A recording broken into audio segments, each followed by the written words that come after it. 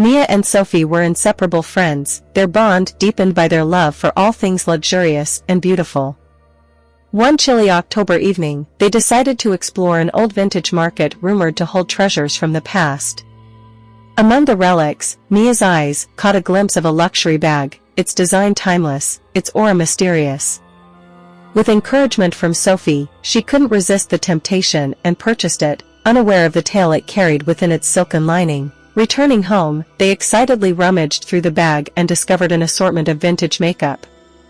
As they applied the rouge and powder, laughing and sharing moments, the storm outside grew fierce, the lights flickered, and then darkness enveloped the room. A candle lit by Sophie cast eerie shadows on the walls, but it was their laughter that filled the room with light. The next morning, Mia's grandmother, a woman of keen intuition and unspoken secrets, visited.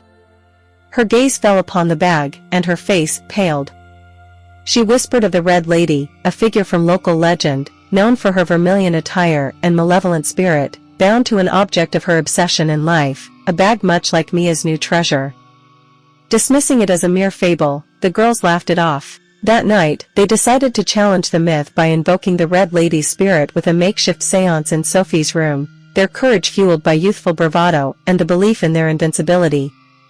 The room, lit by a single candle, grew colder, the air denser. A soft, mocking laughter echoed, sending chills down their spines. The luxury bag began to move on its own, its clasp clicking open and shut. They called out to the Red Lady, half in jest, half in dare. Suddenly, the laughter ceased, replaced by a chilling silence. Then, a voice, as soft as velvet, yet dripping with malice, whispered their names. The candle flickered out, plunging the room into darkness. When the lights returned, the room was as they had left it, but the air was tinged with the scent of a perfume not their own. Shaken but unharmed, they tried to laugh it off, deciding to grab a burger to shake off the eerie feeling. As they left the room, Mia glanced back to see a shadowy figure in a red dress standing by the window, her eyes empty yet sorrowful, her presence a cold reminder of the evening's folly. The luxury bag was never found after that night. Mia and Sophie never spoke of the incident again, each carrying the weight of that night's terror in silence.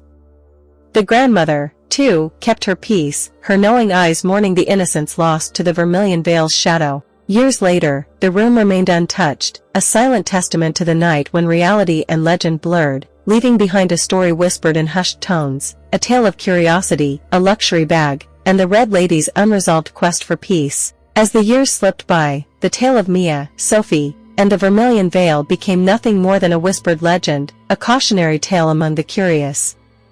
Life moved on, as it inevitably does, carrying the girls into their separate futures, the memories of that night fading like a dream at dawn.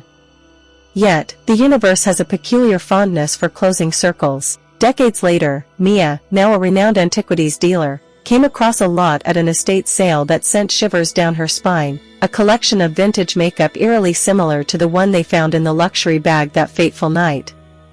The memories came flooding back, a torrent of fear and fascination.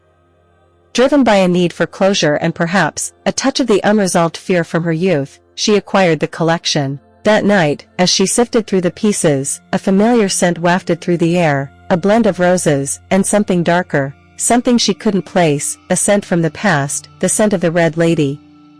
The air grew cold, a feeling of being watched enveloped her, and a soft, mocking laughter echoed, a sound she hadn't heard since that night. Mia, older and wiser, knew better than to let fear dictate her actions.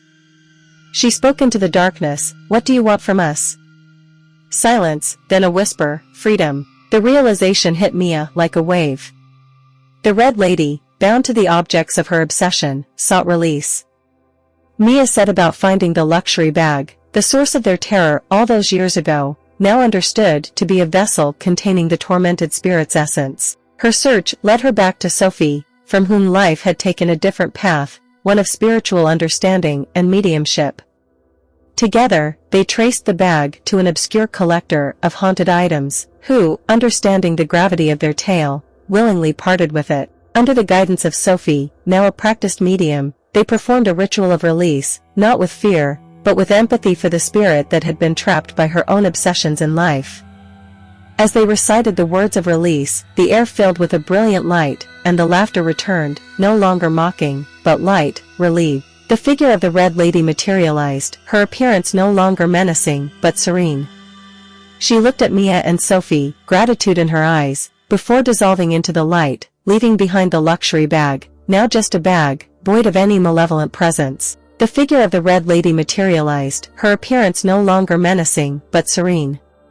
She looked at Mia and Sophie, gratitude in her eyes, before dissolving into the light, leaving behind the luxury bag, now just a bag, void of any malevolent presence.